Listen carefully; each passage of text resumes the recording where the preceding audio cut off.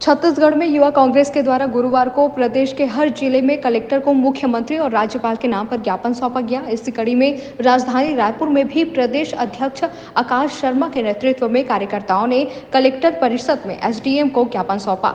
युवा कांग्रेस का कहना है कि प्रदेश में लगातार कानून व्यवस्था चरमरा रही है, वहीं बलौदाबाजार की घटना में सरकार फेलियर है और युवा कांग्रेस के कार्यकर्ता पर जबरन 307 की धारा में एफआईआर कर उन्हें अंदर कर रही है। साथ ही बलौदाबाजार जिला प्रशासन युवा कांग्रेस और एनएसयूआई के कार्यकर्ताओं को टारगेट करने का काम कर रही है। इसी दौरान हमारे संवाददाता ने युवा कांग्रेस के कार्यकर्ताओं से खास बातचीत की है। देखिए ये वीडियो। प्रदेश भर में हमारे युवा कांग्रेस के साथी जनहित और छात्र के मुद्दे पे जब आवाज़ उठा रहे हैं तो युवा कांग्रेस तो पुलिस प्रशासन द्वारा और लोकल प्रशासन द्वारा, जिला प्रशासन द्वारा हमारे लोगों पर जबरन झूठा एफआईआर दर्ज किया जा रहा है। बलदाबाजार हिंसा घटना में सरकार फेलर थी, रोक नहीं पाई, लेकिन उल्टा हमारे कांग्रेस के कार्यकर्ताओं पे 307 जैसे गंभीर धाराओं में हमला दर्ज कर रही है। सूरजपुर में हमारे एसडीएम द्वारा आंदोलन करने में हमारे कार्यकर्ताओं को पीटा जा रहा है। तमाम अलग अलग चीज़ जो है, कल रायपुर में एफआईआर हुआ, जेल में डाल दिया गया, अलग अलग चीज़ें ऐसे हो रही हैं जो बर्दाश्त से बाहर। आज हम लोग प्रदेश भर में कलेक्टर को मुख्यमंत्री के नाम और राज्यपाल के नाम ज्ञापन प्रेषित किए हम लोग, और जब तक ये पुलिस कार्रवाई नहीं रुकेगी हमारा आंदोलन चलता है। नमस्कार, स्वागत है आपका न्यूज़ प्लस 21 में। आज यूथ कांग्रेस ने कलेक्टर को ज्ञापन दे दिया है बढ़ते कानून व्यवस्था में अपराधों को लेकर। आइए इस पर बात करते कांग्रेस के कार्यकर्ताओं से।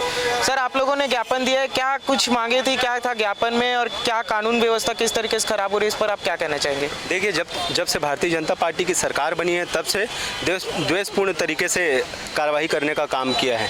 प्रदेश के बड़े शहर बलौदाबाजार में दंगा जैसे घटना हो जाता है, उसमें चिन्हांकित कर वहाँ के युवा कांग्रेस के जिला अध्यक्ष को, एनएसयूआई के साथियों के ऊपर चिन्हांकित कर उन लोगों के ऊपर कार्रवाई करने का काम किया है।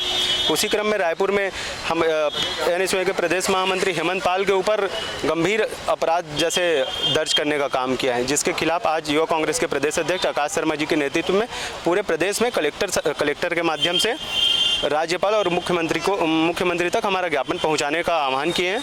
अगर हमारी मांग पूरी नहीं हो जाती तो प्रदेश भर में उग्र आंदोलन करने का काम करेंगे। क्या लगता है ये सब किसी साजिश के तहत किया जा रहा है? जी, भारतीय जनता पार्टी बदले की भावना से कार्रवाई कर रही है।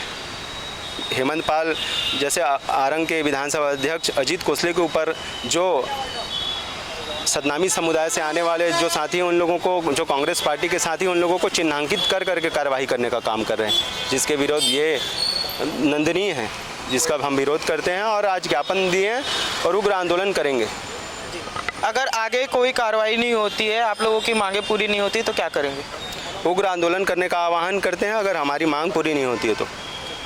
ये थे हमारे साथ यूथ कांग्रेस के कार्यकर्ता, जिनका कहना है कि अगर आगे कुछ भी कार्रवाई नहीं होती है तो यूथ कांग्रेस के जो कार्यकर्ता हैं वो उग्र आंदोलन करेंगे। ऐसी खबरों के लिए बने रहिए हमारे साथ। कैमरामैन नवेश के साथ मैं राघवेंद्र पांडे, न्यूज़ प्लस 21।